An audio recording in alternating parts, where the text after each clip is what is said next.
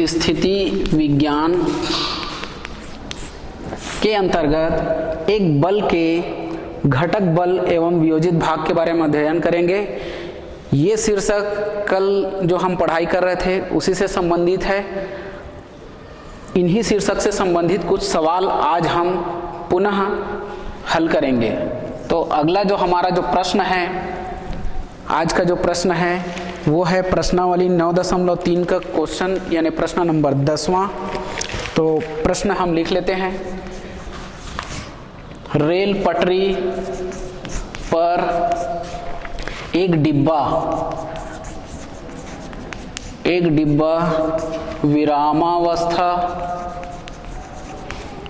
विरामावस्था में है। यदि उस पर 100 किलोग्राम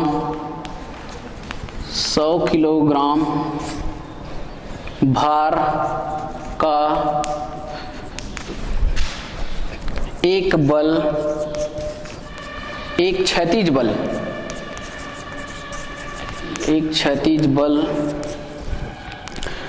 रेल की पटरी से कोण 60 अंश पर लगाकर खींचा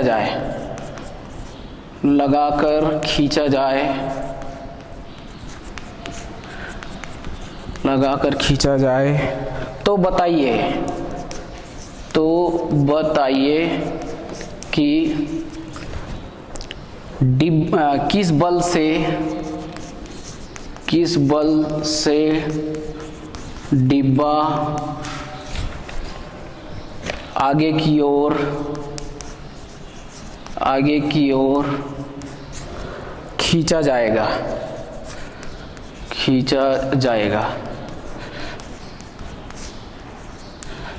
तो प्रश्न को हम समझ लेते हैं पहले, उसके बाद हल करेंगे। क्या कहता है प्रश्न? देखिए, एक रेल की पटरी है, उस रेल की पटरी पर एक डिब्बा जो है विरामावस्था में खड़ा हुआ है। तो यदि उस पर 100 किलोग्राम भार का एक क्षैतिज बल यानी खींचेंगे उसे, क्षैतिज बल रेल की पटरी से 60 अंश के कोण पर लगाकर खींचा जाए तो बताइए कि किस बल से डिब्बा आगे की ओर खींचा जाएगा। यानी सबसे पहले एक रेल की पटरी बनाएंगे। रेल की पटरी बनाने के बाद एक डिब्बा बनाएंगे और बल को भी दर्शाएंगे हम चित्र के माध्यम से कि किस दिशा में बल लगाया जा रहा है, 100 किलोग्राम भार का बल। तो चलिए सबसे पहले मान लेते हैं ये हमारे पास एक रेल की पटरी है। हम मान लिए ये रेल की पटरी है। अब डिब्बा बना लेते हैं, रेल की डिब्बा मान लेते हैं ये रेल का डिब्बा है और रेल की पटरी से इस डिब्बे को हम बल लगाने हैं खींचने के लिए 100 किलोग्राम भार का बल, जो कि इस पटरी से 60 अंश का कोण बनाते हुए वो बल 100 किलोग्राम का लगाया जाएगा। तो हम 60 अंश का कोण बनाते हुए यहाँ पर एक लाइन खींचेंगे जो कि हमें बताएगा कि ये बल है F, जो कि 100 किलोग्राम भार का बल कहलाएगा। और यहाँ रेल की पटरी से ये जो क्षैतिज बल 100 किलोग्राम का हम लगा रहे हैं तो उनके बीच बनने वाला जो कोण है वो 60 अंश का होगा। तो इस तरीके से ये हमारा सवाल है। अब सवाल का अंतिम भाग क्या कहता है कि बताइए कि किस बल से डिब्बा आगे की ओर खींचा जाएगा। आगे की ओर खींचा जाएगा मतलब पटरी में आगे की ओर। तो हमें क्या ज्ञात करना है? इस बल का, जो कि क्षैतिज बल से हम इसे खींच रहे हैं उस दिशा में, इसका घटक बल या वियोजित भाग क्या होगा वो हमको ज्ञात करना है। तो हम इस बल का क्षैतिज घटक ज्ञात कर लेंगे या क्षैतिज भाग या वियोजित भाग ज्ञात कर लेंगे तो वही कहलाएगा किस बल से डिब्बा आगे की ओर खींचा जाएगा, वो बल हमको प्राप्त हो जाएगा। तो चलिए सबसे पहले हमको बताना पड़ेगा कि माना रेल की पटरी पर डिब्बा खड़ा है जहां माना कि बल F जो कि पटरी से 60 अंश के कोण पर लगाया जाता है। देखिए हम कह रहे हैं यहाँ पर कि मान लेते हैं रेल की पटरी पर डिब्बा जो है खड़ा हुआ है और हम मान लेते हैं कि एक बल लगा रहे हैं यहाँ F नाम का, जो कि पटरी से 60 अंश के कोण पर लगाया जाता है। देखिए यहाँ पर 60 अंश के कोण पर लगा रहे हैं उस बल को। तो अब हमको सवाल में यह दिया गया है कि यही F जिसे हमने अभी F कहा है वही 100 किलोग्राम भार का बल है। तो हम उसको यहाँ पर लिखेंगे, दिया है कि F बराबर 100 किलोग्राम। एक चीज और, हमको यहाँ पर क्षैतिज बल याद करना है। इसका क्षैतिज बल या क्षैतिज घटक, या इसे हम कह सकते हैं वियोजित भाग, क्षैतिज वियोजित भाग। तो हमको बल F का एक वियोजित भाग जो कि पटरी की दिशा में हो वो हमको ज्ञात करना है। तो उसे हम सूत्र के माध्यम से ज्ञात करेंगे। हमारे पास किसी भी बल का जो वियोजित भाग होता है, क्षैतिज दिशा में वियोजित भाग, उसका सूत्र हमारे पास है F cos अल्फा। तो हमारे पास अब सवाल यही आता है, F हमें दिया गया है 100 किलोग्राम। अब आता है अल्फा। अल्फा क्या चीज है? तो अल्फा हमारे पास दिया हुआ है 60 अंश का कोण। तो हम यहाँ पर लिखेंगे दिया है। अब लिखेंगे दिया है, हमें सवाल में दिया गया है कि F बराबर जो है 100 किलोग्राम भार का बल है और हम उसे अल्फा मान लेते हैं। 60 अंश के कोण को अल्फा मान लेते हैं। यहाँ लिख सकते हैं मान लो करके, या यहाँ लिख सकते हैं अल्फा की जगह मान लो। तो हम 60 अंश के कोण को अल्फा मान रहे हैं। तो इस तरीके से अब सीधे सीधे हमको सूत्र में पहुंचना है कि किस बल से डिब्बा आगे की ओर खींचा जाएगा। तो हमको वियोजित भाग निकालना है बल का। तो इसलिए बल F का वियोजित भाग, तो उसका सूत्र होगा F इंटू कॉस अल्फा। और इसी F के जगह मान रख देंगे तो ये हो जाएगा 100 किलोग्राम को छोड़ देंगे और इंटू कॉस और अल्फा के जगह लिखेंगे 60 अंश। तो इस तरीके से ये अब अगले स्टेप में, अगले पद में 100 गुणा और cos 60 अंश का मान क्या होता है ये हम रख सकते हैं। इसका मान हमें पता होता है। तो cos 60 अंश का मान त्रिकोणमिति में 1/2 होता है। तो इस तरीके से 1/2 लिख लिए और साइड में हम बता देंगे, चूंकि cos 60 अंश बराबर 1/2 होता है, ऐसा कारण बता देंगे। इस तरीके से मान रखने के बाद अब देखते हैं 100 को 2 से काट सकते हैं, 2 एकम 2 और 2 पंचे 10, 2 शून्यम 0। इस तरीके से अब हमारा 50 गुणा 1 बचा, तो यही 50 का 1 से गुणा करेंगे तो 50 किलोग्राम। तो अब हमारा ये जो बल है जो इस दिशा में लग रहा है, जो कि इस पटरी को खींचेगा अपनी ओर, तो वो हमारा 50 किलोग्राम का भार होगा या बल होगा। तो अब लिख सकते हैं, अतः अंत में अब हम लिख सकते हैं आंसर के रूप में, अतः डिब्बा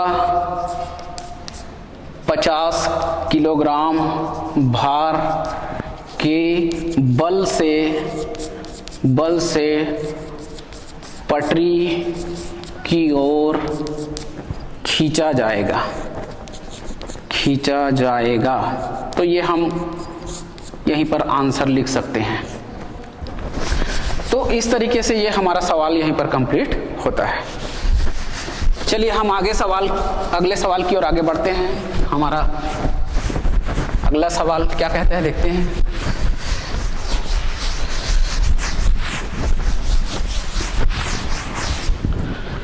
हमारा अगला सवाल यह है कि किसी बल F को दो भागों में वियोजित, किसी बल F को दो भागों में वियोजित किया गया है,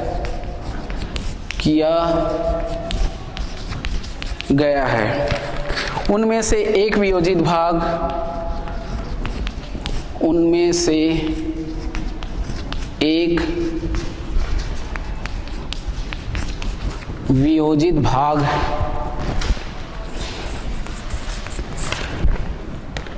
बल F पर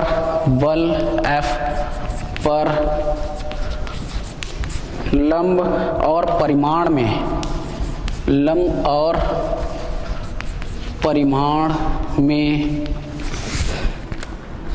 उसके बराबर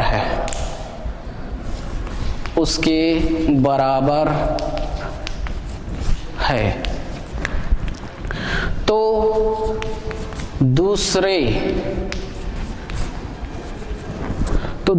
वियोजित भाग की दिशा तथा परिमाण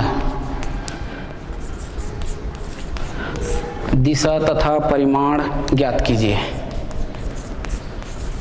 ये हमारा सवाल है। सवाल को एक बार समझ लेते हैं, उसके बाद चित्र बनाएंगे, चित्र के माध्यम से समझेंगे। सबसे पहले देखिए, किसी बल F को दो भागों में वियोजित किया गया है। एक बल ले लेंगे जिसका नाम होगा F और उसको दो भागों में वियोजित करेंगे। वियोजित करने पर उनमें से एक वियोजित भाग बल F पर लंब होगा। एक भाग जो है इस F पर लंब होगा। तो मान लेते हैं कि F जो है, जिस दिशा में भी F को बनाएंगे उसके लंबवत दिशा में उसका एक वियोजित भाग होगा। मान लेते हैं उसका नाम, उस वियोजित भाग का नाम P है। फिर परिमाण में उसके बराबर, साथ में जो F है वही F के बराबर वो P होगा, यानी जिसे हम P कह रहे हैं वही अब P बराबर F कहलाएगा। तो दूसरे वियोजित भाग की दिशा जो तथा परिमाण ज्ञात कीजिए। तो दूसरे वियोजित भाग, हम दूसरे वियोजित भाग को नाम ले देते हैं Q। तो उसके Q का मान निकालेंगे, उसी को कहलाएगा उसका परिमाण। और दिशा यानी Q के साथ, इस F के साथ में ये जो Q है कौन सा कोण बनाती है, उस कोण को हम ज्ञात करेंगे। तो हम लोग अभी तक पढ़े हैं कि एक कोई बल हो F, तो उसके दो घटक बल होते हैं, एक P और दूसरा Q। P के साथ में F जो है अल्फा कोण बनाता है और Q जो है बीटा कोण बनाता है। तो हम उसी सूत्र का इस्तेमाल करेंगे यहाँ पर और ये सवाल हल करेंगे। तो चलिए सबसे पहले चित्र बना लेते हैं। तो देखिए यहाँ पर एक बात ध्यान देना है, चित्र कैसे बनाएं, शुरुआत कौन से करें। तो सबसे पहले देखिए कि F को बनाना है और F बनाएंगे, उसके बाद हमको एक वियोजित भाग जो होगा या घटक बल जो P होगा वो उसके लंबवत होगा। तो यदि हम वियोजित भाग को पहले बना लेते हैं, मान लेते हैं, चलिए एक वियोजित भाग P है, ये क्षैतिज बना लिए वियोजित भाग को। तो दूसरा जो F होगा वो इन दोनों के साथ में लंबवत होगा, P के साथ में लंबवत होगा। तो F जो होगा इस दिशा में बनेगा। हमने वियोजित भाग से शुरुआत किया, पहले वियोजित भाग को बनाया, P नाम है, और F को बनाया, तो लंबवत होना चाहिए एक दूसरे के। तो इस तरीके से अब लंबवत हो गया, यानी 90 अंश का कोण बना। साथ में हमें बताया गया है कि यही P जो है, यही जो P है वही F है, यानी जिसको हमने घटक बल P कहा है वही कैपिटल F के बराबर है। तो हम P बराबर F लिख सकते हैं वहीं पर। दूसरा जो वियोजित भाग है वो उसकी दिशा और परिमाण ज्ञात करना है। तो अभी हम लोग मान लेते हैं कि ये जो है F, इसका दूसरा वियोजित भाग Q है जो कि इसके साथ में बीटा कोण बनाएगा। तो उसे हम कहीं भी बना सकते हैं, क्योंकि कोण हमको पता नहीं है, तो इसके कोण को मान लेते हैं क्या, बीटा। और यहाँ पर लिख लेते हैं दूसरा वियोजित भाग Q। तो इस तरीके से ये हमें हमारा ये चित्र होगा। अब हमको देखने से पता चल रहा है कि यहाँ पर जो कोण है जिसे हम अल्फा कहते हैं, इन दोनों के बीच का कोण अल्फा बराबर 90 अंश, ये क्लियर पता चल रहा है। और दूसरा जो है बीटा है, जो कि इसी बीटा को ज्ञात करना है हमें, दूसरे वियोजित भाग की दिशा और साथ में परिमाण, परिमाण मतलब Q का मान। चलिए शुरू करते हैं। तो यहाँ पर लिखेंगे माना बल F के दो वियोजित, यहाँ पर घटक बल ना कह के उसको वियोजित भाग कहा गया है। बल F के दो वियोजित भाग P तथा Q हैं, ऐसा बता दिए, तथा बल F बल P के बराबर है। हम यहाँ पर बता दिए सवाल में जैसा कहा गया है, बल F के दो वियोजित भाग, एक का नाम P दूसरा Q है। साथ में हमने बता दिया कि बल F जो है बल P के बराबर है, तथा माना बल Q बल F से बीटा कोण बनाता है, ऐसा बीटा कोण बनाता है। ये हम बता दिए कि यह बीटा कोण बना रहा है इसके साथ। तो अब दिया है में लिखेंगे, हमें क्या क्या चीज मालूम है सवाल में, सवाल के अनुसार। तो हमें अल्फा का मान मालूम हो गया 90 डिग्री, सवाल में हमको 90 अंश दिया हुआ है। दूसरा हमें P बराबर F दिया हुआ है, P के बराबर ही F है। तीसरा हमें बीटा का मान निकालना है, और चौथा हमें Q बराबर भी क्वेश्चन मार्क लगा सकते हैं, यानी Q निकालना है। तो इस तरीके से इनको लिखने के बाद अब हम सवाल को हल करना शुरू करते हैं। तो सवाल कैसे हल करेंगे, शुरुआत कैसे करेंगे निकालना। तो हमारे पास किसी भी बल के घटक बल ज्ञात करने का जो फार्मूला है उसी का इस्तेमाल करेंगे हम, और इनके परिमाण तथा दिशा को ज्ञात करेंगे। तो सबसे पहले अब सूत्र लिखेंगे, हम जानते हैं कि यहां पर लिख सकते हैं घटक बल P, यहां पर हम लोग लिखेंगे घटक बल P बराबर F into sine beta upon हमारे पास जो सूत्र है साइन अल्फा प्लस बीटा, इसका इस्तेमाल करेंगे। तो चलिए अब हमारे पास देखिए घटक बल P, ये हमारा F है इसका मान, तो इसकी जगह हम F रख देंगे। F को F ही रखेंगे, साइन बीटा ही रहेगा क्योंकि बीटा हमें निकालना है।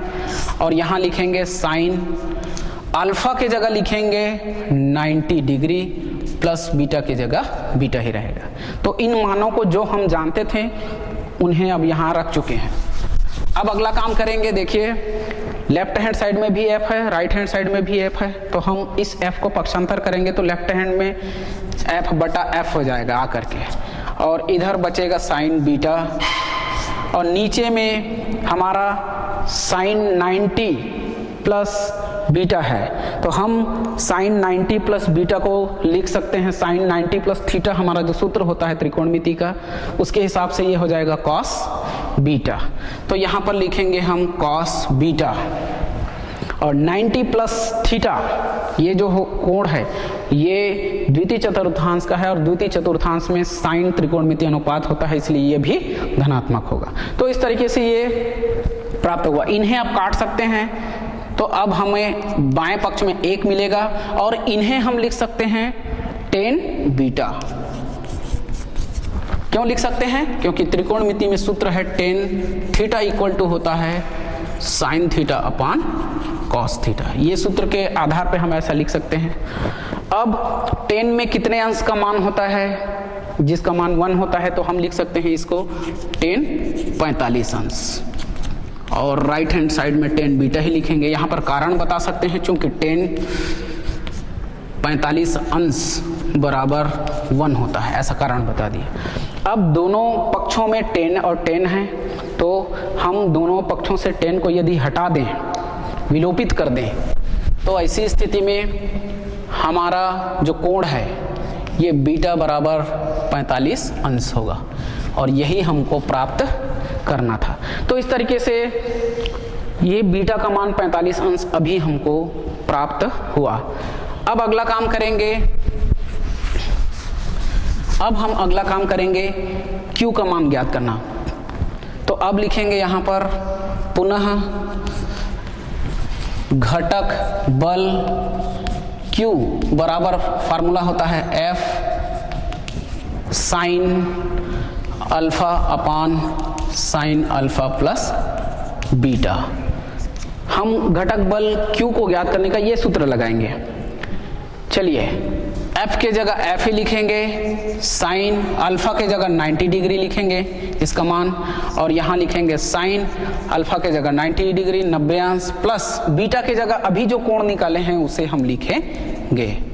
तो इस तरीके से अब कैसे हल कर सकते हैं, देखिए F इंटू साइन 90 का मान 90 अंश का मान होता है 1, तो 1 लिख दिए, और नीचे में बटे में लिखेंगे साइन 90 प्लस 45 अंश।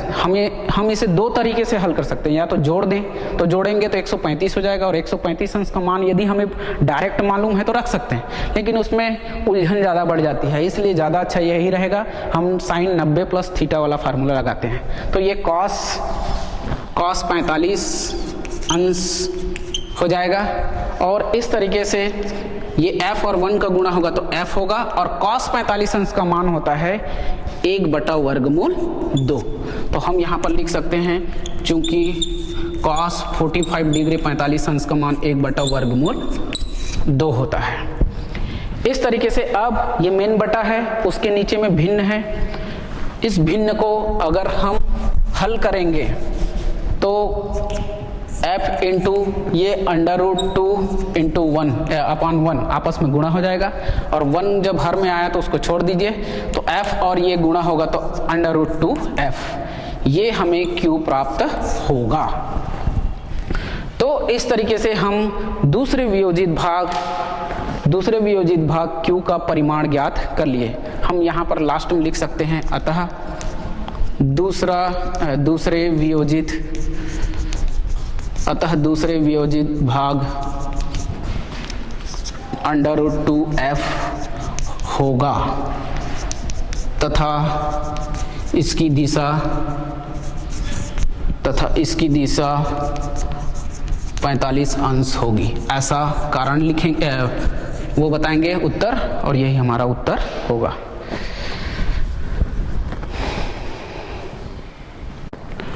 अब हम इस सवाल के बाद अब अगले सवाल की ओर आगे बढ़ते हैं। हमारा अगला सवाल क्या कहता है देखते हैं।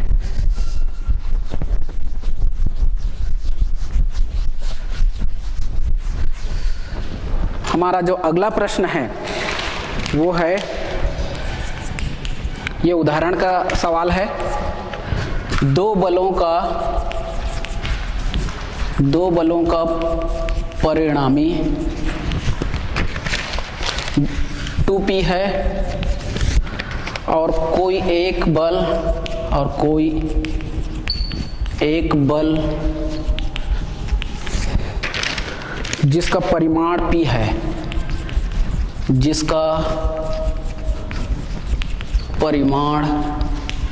है, परिणामी बल की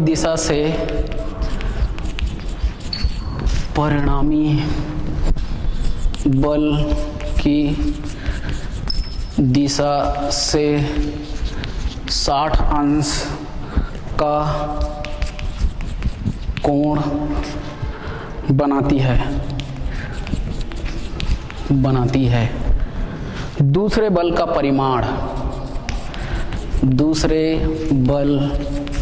का परिमाण व दिशा ज्ञात कीजिए। चलिए सवाल को पहले समझ लेते हैं। हमारा सवाल क्या कहता है, देखिए, दो बलों का परिणामी 2p है, यानी दो बल मान लेते हैं, एक बल p दूसरा q, तो इनका परिणामी 2p है, यानी इसे हम f मान सकते हैं। पहले हम लोग इसी को r बोलते थे परिणामी बल को, तो फिलहाल अभी जो हम सूत्र इस्तेमाल करेंगे वो F के रूप में करेंगे, इसलिए ये परिणामी बल कैपिटल F बराबर 2P है। और कोई एक बल जिसका परिमाण P है, परिणामी बल की दिशा से 60 अंश का कोण बनाती है, यानी यही जो बल 2P है उससे जिसका परिमाण जो है हमें पता है, घटक बल मान सकते हैं P है, वो 60 अंश का कोण बनाती है। 2P से 60 अंश का कोण, तो हम लोग क्षैतिज घटक बना देंगे जो कि P होगा और वो इससे 60 अंश का कोण बनाएगा। दूसरे बल का परिमाण व दिशा ज्ञात कीजिए। तो दूसरे बल का परिमाण व दिशा हमें ज्ञात करना है, तो दूसरे बल को हम मान लेंगे Q है और उसके परिमाण यानी Q का मान और दिशा यानी वो जो कोण बनाता है 2P के साथ में जो बनाएगा वो हम ज्ञात करेंगे, जिसे हम लोग अक्सर बीटा मानते हैं। तो चलिए चित्र बना लेते हैं। तो सबसे पहले एक परिणामी बल बना लेते हैं, ये है 2P, इसी को हम कैपिटल F नाम देंगे, कैपिटल F बराबर 2P। अगला, इस बल से 60 अंश का कोण बनाते हुए एक बल P है, इसे हमको ये हमारा पहला घटक बल है और इसका दूसरा घटक बल जो कि किस दिशा में होगा ये हमें नहीं मालूम, क्योंकि कोण कितना बना रहा है वो हमको नहीं मालूम। तो हम कहीं भी बना सकते हैं, यहाँ भी बना सकते हैं, इधर भी बना सकते हैं, इधर भी बना सकते हैं। तो इस तरीके से इधर बना देते हैं, ये हमारा दूसरा घटक बल होगा Q, जो कि इस F के साथ में बीटा कोण बनाता है और इसी बीटा को हमको ज्ञात करना है। तो इस तरीके से ये चित्र हुआ। यहाँ पर लिखेंगे माना बल F के दो घटक बल P तथा Q हैं, जहां P बल 2P से 60 अंश का कोण तथा Q बीटा कोण बनाता है। इस कोण को यहाँ लिख लेंगे, ये तो कंफ्यूजन पड़ जाता है, कोण बीटा बनाता है। तो हमने मान लिया कि वो बल जो है जो कि 2P था परिणामी बल, वो बल को हमने F नाम दिया है यहाँ, और साथ में इसी के दो घटक बल, एक P और दूसरा Q है। तो ये जो P है वो 2P से 60 अंश का कोण बनाता है, चित्र में भी दिख रहा है। और हमको दूसरे घटक बल यानी दूसरे घटक बल Q मान लिए हैं जो कि उस F के साथ में बीटा कोण बनाता है, तो उसी बीटा को हमको ज्ञात करना है। तो यहाँ पर लिखेंगे, अब दिया है सवाल में हमें क्या क्या दिया गया है, तो हम लोग यहाँ पर लिखेंगे अल्फा का मान 60 अंश, हमने उसे P के साथ में 2P जो कोण बना रहा है बल, उसको हमने 60 अंश माना है, तो वो अल्फा का मान है। और दूसरा हमें बीटा ज्ञात करना है, बीटा हमें ज्ञात करना है, साथ में हमको Q ज्ञात करना है, यानी दूसरे घटक बल का परिमाण। इस तरीके से अब कंफर्म होने के बाद क्या क्या निकालना है के बाद अब सीधे हम सूत्र का इस्तेमाल करेंगे। तो हमारे पास जो सूत्र है उस सूत्र के हिसाब से देखिए, हमारा सबसे पहले बीटा निकालना है। तो बीटा ज्ञात करने के लिए जैसे पिछले सवाल में हम लोग हल किए थे, वैसे हम इस सवाल में भी हल करेंगे। तो अब हम जानते हैं कि ऐसा लिख सकते हैं सूत्र, हम जानते हैं कि, अच्छा एक चीज और बता सकते हैं, यहाँ पर हम लोग भूल गए हैं, हमने उस बल को परिणामी बल को F माना है, तो वो हमारा क्या होगा 2P, तो हम यहाँ लिख सकते हैं।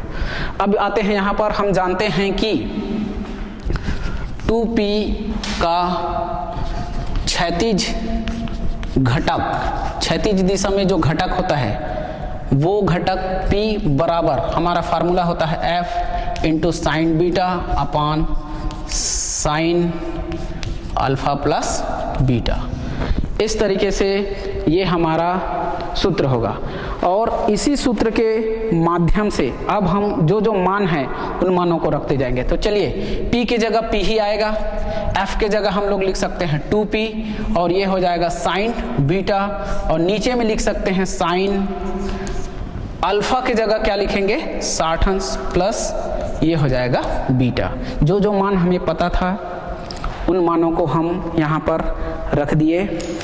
अब रखने के बाद अब हम लोग क्या करेंगे, देखिए इस 2p को पक्षांतर कर देते हैं। 2p पक्षांतर होगा तो p के नीचे आ जाएगा, तो ये हो जाएगा p अपान 2p बराबर इधर बचेगा साइन बीटा अपान, हम यहाँ पर साइन a प्लस b का फार्मूला लगाएंगे, क्योंकि अगर मान लो 90 अंश होता तो हम वो सूत्र लगा सकते थे साइन 90 प्लस थीटा, लेकिन यहाँ तो 60 अंश है, इसलिए अब इसे हल करने के लिए हम साइन a प्लस बी का फार्मूला लगाएंगे। तो साइन a प्लस बी का जो फार्मूला है उसके अनुसार ये हो जाएगा साइन a यानी 60 अंश डॉट कॉस b यानी कॉस बीटा प्लस कॉस 60 अंश डॉट साइन बीटा। इस तरीके से ये हमारा जो सूत्र है उसको हम लिखेंगे यहाँ, क्योंकि साइन त्रिकोणमिति का सूत्र होता है साइन a प्लस बी बराबर sine a dot cos b plus cos a into sine b। इस तरीके से ये सूत्र का हमने इस्तेमाल किया है, उसे साइड में ऐसे बताएंगे। अगला काम करेंगे कि कैसे आगे उसे हल कर सकते हैं। तो देखिए बाएं पक्ष में हम p से p को काट सकते हैं, तो हमारा बचा बाएं पक्ष में 1/2 बराबर ऊपर राइट हैंड साइड में दाहिने पक्ष में साइन बीटा अपान साइन 60 का मान हमें पता होता है, हम साइन 60 अंश का मान रख सकते हैं। तो साइन 60 अंश का मान होता है √3/2 गुणा ये हो जाएगा कॉस बीटा प्लस कॉस 60 अंश का मान होता है 1/2 गुणा यहाँ हो जाएगा साइन बीटा। हम यहाँ पर कारण बता सकते हैं कि साइड में यहाँ पर कारण बता देंगे कि हमने ये मान कहाँ से ला करके रखा। तो ये त्रिकोणमिति का मान होता है, यहाँ पर लिख देंगे साइन 60 अंश बराबर √3/2 होता है और कॉस 60 अंश का मान होता है 1/2। इन मानों को ऐसे बता देंगे। अब बताने के बाद देखिए क्या किया जा सकता है। तो हमारे पास देखिए 1/2 यहाँ भी है, हम चाहे तो कॉमन निकाल सकते हैं। अगर कॉमन नहीं निकालते हैं तो एक काम कर सकते हैं, पूरे को पक्षांतर कर देते हैं, इधर बाएं पक्ष में गुणा हो जाएगा, 2 का गुणा हो जाएगा इसके साथ में, तो ज़्यादा अच्छा वही रहेगा। इस 1 का गुणा यानी इस पूरे का गुणा 1 से कर देते हैं, बाएं पक्ष में चला जाएगा, और 2 का गुणा इससे कर देते हैं, दाहिने पक्ष में लिखेंगे। तो इस तरीके से 1 से जब इस पूरे का गुणा होगा तो इतना ही आएगा √3/2 cos beta plus 1/2 sign beta. इनको गुणा करने पर अब गुणा का चिन्ह नहीं लगाओगे तो चल जाएगा, बराबर दाहिने पक्ष में 2 और ये गुणा होगा तो ये हो जाएगा 2 × साइन बीटा। अगला काम हम ये कर सकते हैं, देखिए साइन बीटा इधर भी है, साइन बीटा उधर भी है, तो हम इस 1/2 साइन बीटा को उधर पक्षांतर कर देंगे तो इसका चिन्ह चेंज हो जाएगा, बदल जाएगा, और इधर बचेगा √3/2 और ये हो जाएगा कॉस बीटा बचेगा, और दाहिने पक्ष में जाने के बाद इसका चिन्ह बदल जाएगा, तो उधर है 2 sign beta minus 1/2 sign beta हो जाएगा, यानी प्लस वो माइनस में बदल जाएगा। अब देखिए साइन बीटा वाले 2 पद हैं, तो इनको आपस में जोड़ घटाना करेंगे, तो इनके गुणांकों को आपस में जोड़ घटाना करना है। तो घटाने पर कैसे होगा, 2 के साथ इसमें गुणा होगा तो 2 दूनी 4 और 4 साइन बीटा माइनस 1 के साथ में साइन बीटा का गुणा होगा तो ये साइन बीटा ही कहलाता है, और नीचे में फिर से लिख सकते हैं 2। तो इस तरीके से ये भिन्नों को घटाते जैसे हैं उसी का इस्तेमाल करके हम यहाँ पर घटाए हैं।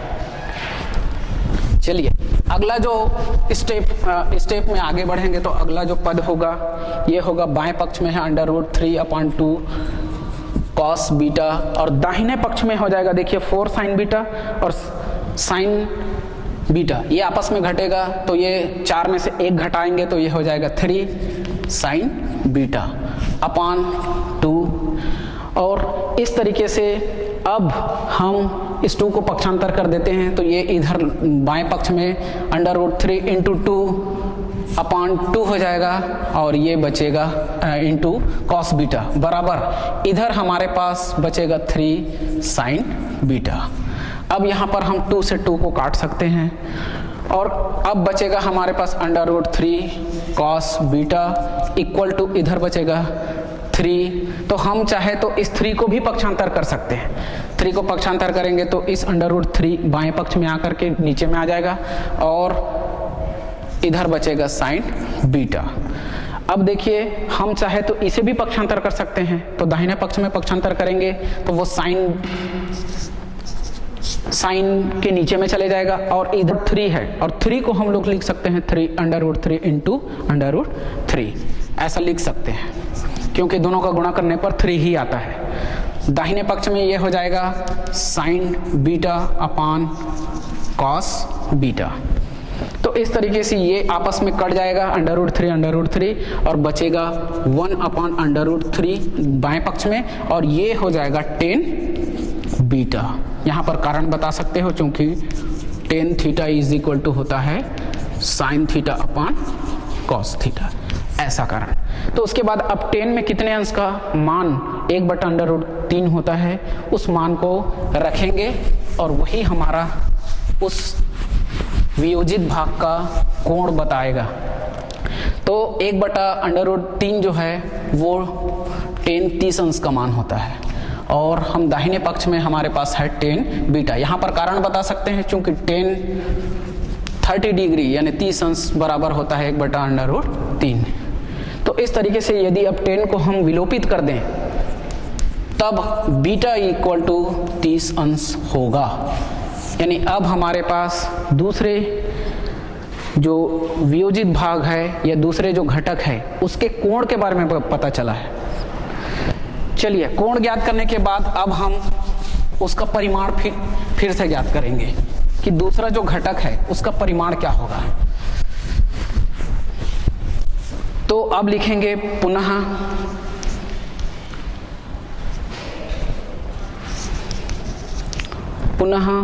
बल 2p के घटक बल q बराबर जो फार्मूला है F इंटू साइन अल्फा अपान साइन अल्फा प्लस बीटा का इस्तेमाल करेंगे।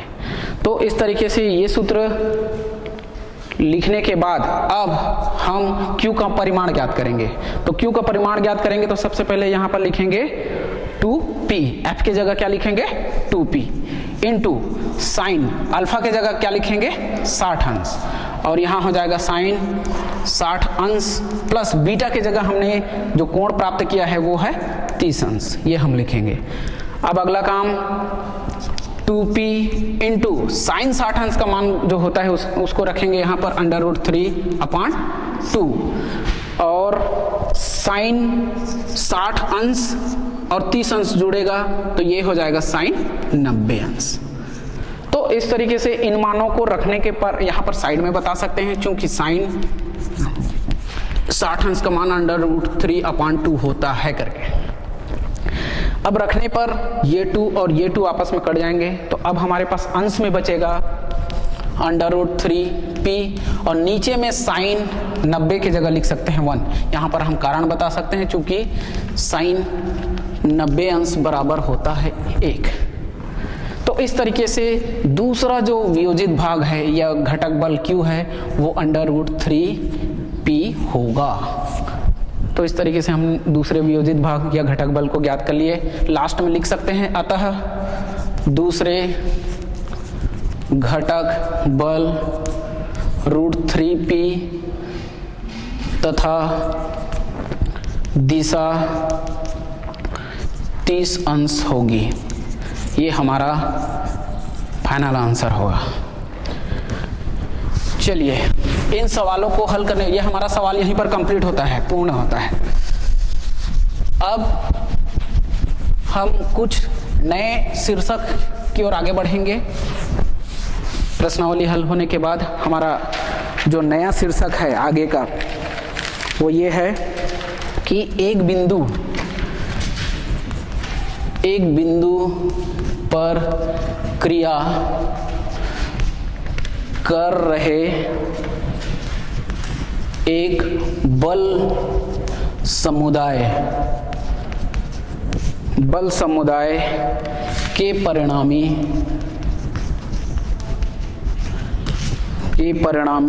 बल का परिमाण और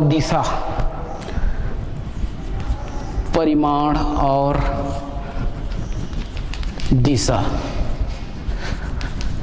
तो देखिए क्या कह रहा है ये शीर्षक। हमारे पास एक बिंदु है, उस बिंदु पर क्रिया कर रहे एक बल समुदाय का मतलब होता है कि बहुत सारे बल उस पर कार्य करेंगे, उस बिंदु पर के परिणामी, और उन सभी बहुत सारे बलों का जो समूह है उसका परिणामी क्या होगा, परिणामी बल। जिसे हम आर कहते थे, दो बल होता था तो आर कहते थे, पी और क्यू का परिणामी आर है। तो यहाँ पर बल बहुत सारे रहेंगे, हो सकता है पहला वाला P1, दूसरा P2, P3, P4, ऐसे बहुत सारे बल जो है एक बिंदु पर कार्य करेंगे या क्रियाशील होंगे। तो उस बल समुदाय का जो परिणामी होगा, जिसे हम यहाँ भी R नाम देंगे, और उस परिणामी बल का परिमाण ज्ञात करेंगे, यानी R का मान, उसका मात्रा और साथ में उसकी दिशा। तो इस तरीके से सबसे पहले चित्र बना लेते हैं। देखिए, मान लेते हैं हमारे पास एक बिंदु O है। इस बिंदु O पर दो दिशा ले लेते हैं, एक OX और एक काम करते हैं, मान लेते हैं हमारे पास एक बिंदु O ले लेते हैं जिस पर बहुत सारे बल, एक P1, P2, P3, P4 ऐसा करके Pn बल जो है क्रियाशील है। तो चलिए मान लेते हैं ये है P1 जो कि इस दिशा में क्रियाशील है, दूसरा ये है P2, तीसरा इस दिशा में P3, चौथा इस दिशा में P4। इस तरीके से डैश डैश डैश ये हमारा अंतिम Pn बल है। हमारे पास इस बिंदु O पर क्रिया कर रहे बहुत सारे बल, एक P1, दूसरा P2, तीसरा P3, इस तरीके से P4 और ये लास्ट में Pn है, क्रियाशील है। अब मान लेते हैं कि ये क्रिया तो कर रहे हैं इन दिशाओं में, तो इनकी दिशा क्या होगी हमें अभी फिलहाल नहीं मालूम है। तो इसके लिए हम दो दिशा बनाएंगे।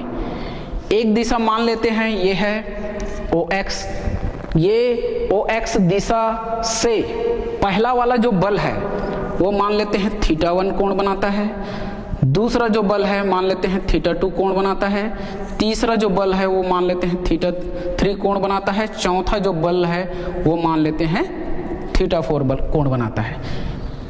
कोण तो बन रहा है लेकिन हमें नहीं मालूम है, इसलिए इनके कोण को पहले नाम देंगे कि एक θ1 है, दूसरा θ2, तीसरा θ3, चौथा θ4।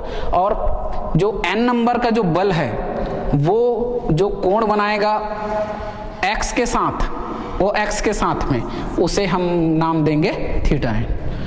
तो ये OX जो है इन खींचने का मतलब है इनकी दिशाओं को ज्ञात करने का, कोण को ज्ञात करने के लिए है। तो हमने OX बनाया है तो एक लाइन खींचनी पड़ेगी जो और होगा OY नाम का, जो कि उस OX के लंबवत होगा। तो OX के लंबवत हम एक लाइन खींचेंगे और ये हो जाएगा OY, जो कि ये एक दूसरे के लंबवत है, ये केवल दिशा बताने के लिए है। तो अब इन बल समुदायों का परिणामी जो होगा वो क्या होगा हमें नहीं मालूम। तो हम मान लेते हैं कि इनका परिणामी जो है कैपिटल R होगा, और कहाँ पर बनेगा ये भी नहीं मालूम है। तो मान लेते हैं चलिए कि यहाँ पर इनका परिणामी इस दिशा में होगा, और इसे हम मान लेते हैं कैपिटल R। इनका परिणामी, इन सभी बल समुदाय का जो परिणामी है वो कैपिटल R मान लिए, और ये X अक्ष के साथ मान लेते हैं थीटा कोण बनाता हो। हमने थीटा कोण मान लिया। तो चलिए इनको लिखना पड़ेगा हमें। माना ऐसा करके, माना बल समुदाय P1, P2, P3 dash dash dash Pn रेखा Pn बिंदु O पर क्रियाशील है, ऐसा लिख देते हैं, क्रियाशील है, सभी के सभी बिंदु O पर कार्य कर रहे हैं, तथा क्रमशः OX से theta 1 theta 2 theta 3 dash dash dash dash theta n कोण बनाते हैं। फिर लिखेंगे माना इनका परिणामी कैपिटल R है जो OX से थीटा कोण बनाता है। तो अब देखिए, एक नियम होता है कि किसी दिशा में बल समुदाय के वियोजित भागों का बीजीय योग उन बल समुदायों के परिणामी के उस दिशा में वियोजित भाग के बराबर होता है। ये फिजिक्स का नियम है। तो हमारा परिणामी R है, इसका वियोजित भाग OX दिशा में क्या होगा वो देखेंगे। वो जो है इन बल समुदायों के अलग अलग उसी दिशा में OX दिशा में वियोजित भाग के योगफल के बराबर होगा, जिसके बारे में अब हम कल चर्चा करेंगे। आज के लिए धन्यवाद।